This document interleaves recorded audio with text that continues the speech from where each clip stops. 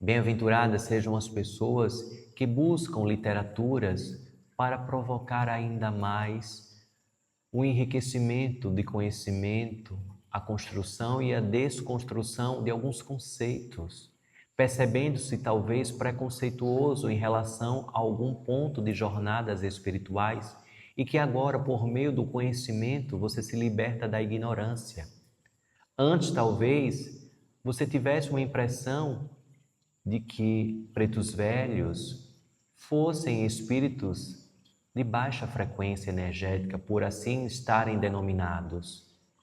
Quando então, depois de alguns estudos, de algumas vivências, você vai percebendo que a falange dos pretos velhos, por exemplo, é uma falange de muita iluminação, de muita paz, de muito discernimento, de muito conhecimento alquímico, botânico,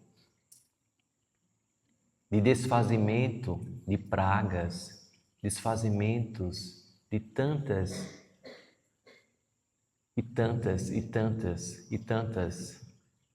frequências negativas. Mas somente o conhecimento liberta, caríssimos. O conhecimento é a única chave que faz com que você se liberte da ignorância. O estudo e o estudo. Reserve alguns momentos durante a sua semana para que você cuide de você e, cuidando de você, coloque pontos de apoio em boas leituras, em leituras que edifiquem a sua alma e engrandeçam ainda mais o campo das sinapses neurais, por meio dos filamentos da plasticidade natural do seu âmbito cognitivo. E então as lentes vão sendo automaticamente trocadas em pontos de visões que você tinha anteriormente, e não há mal algum em você mudar posturas, falas, por meio do amadurecimento do conhecimento. Quanto mais você estuda, mais você vai sendo convidado e convidada a estudar ainda mais. Quanto mais você lê, mais você vai sendo apresentado à necessidade de ler ainda mais. E então você vai passando por meio de tantos e tantos campos provocativos para que você vá encontrando o seu eixo natural. Conhecimentos que vão sendo construídos, alicerçados com a sua verdade. Não mais observando como uma verdade absoluta, estática, mas uma verdade mutável, uma verdade transformada dia após dia dentro de um fluxo de amadurecimento e não dentro de um fluxo de contradições, mas dentro de um fluxo de conhecimento. E o orai e vigiai está diretamente ligado a essa percepção. Quanto mais você ora, quanto mais você age em estado de prece, serenando, porque aquilo que está te convidando a um sistema de batalhas, de guerras, silencie, observe se na sua fala, se nos seus pensamentos também não está enriquecido de artefatos vingativos em relação a outra pessoa. Reze principalmente para as pessoas que se colocam como suas inimigas. Este é um ato também de fé. Rezar somente para as pessoas que você ama, que te agradam, é um ponto. Mas rezar também e colocar em prece diária para que essas pessoas sejam muito felizes. Não há maior libertação dos filamentos que aprisionam a sua alma e a sua matéria do que todos os dias nas suas orações você colocar as pessoas que se colocam como suas inimigas, porque elas se colocam como suas inimigas, e você desejar nas suas orações que elas encontrem um caminho de paz, que elas sejam muito felizes diante das escolhas que Deus, Pai, Mãe, Divina Consciência possa revelar para elas. E que a força do bem, que o fluxo da paz toque o coração, a mente dessas pessoas, empreendendo ainda mais que o estandarte da pacificação, da ordenança esteja estabelecido. Caríssimos, isso é um ato libertador. No seu coração não há mais espaço para carregar pedras, somente pérolas. Nos seus bolsos, você vai esvaziando cada vez mais que você vai subindo a esta montanha do autoconhecimento espiritual, em que você decide não mais carregar em seus bolsos pedregulhos, transformando-os em pérolas, conhecimento, aprendizados, cicatrizes. Isso tudo fazem parte de um conjunto de pérolas. Olhai para suas cicatrizes, não se envergonhe da sua própria história.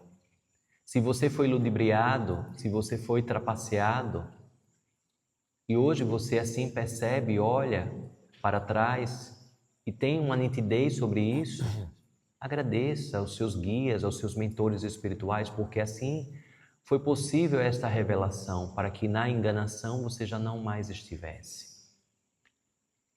E assim tantas outras ordens de sinais que vão sendo dados no seu dia a dia por meio da sincronicidade. Você pensa em alguém e este alguém se revela para você de alguma forma. Você chama alguém em pensamento e esse alguém em pensamento chega para você por meio de algum artefato, por meio de algum sinal natural. Nos seus sonhos, em quarta dimensão, você consegue acessar ainda mais zonas de aprendizados e de reencontros e trabalhos espirituais que são empreendidos em quarta dimensão. E assim você vai seguindo uma caminhada muito mais leve, serena e tranquila junto com a espiritualidade.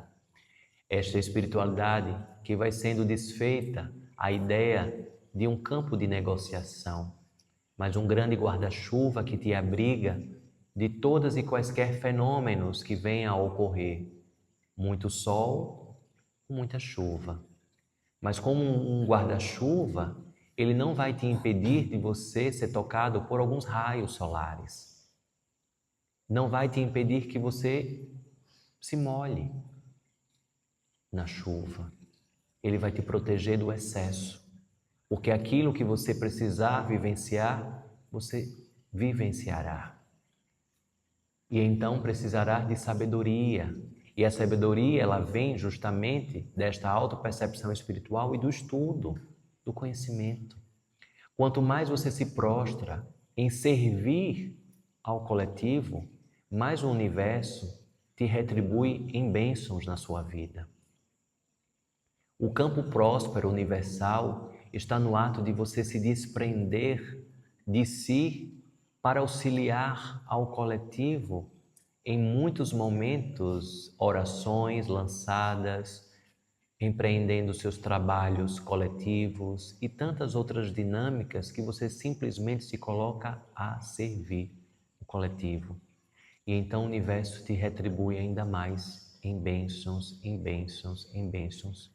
As suas intuições, elas não vão sendo mais compreendidas, interpretadas como campos aleatórios.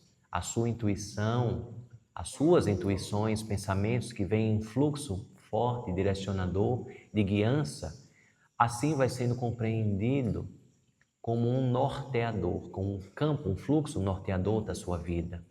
Mas é preciso que você esteja em si, é preciso que você esteja no seu campo consciente, vivenciando o campo da horizontalidade da vida encarnatória e o campo da verticalidade do campo espiritual, formando uma cruz.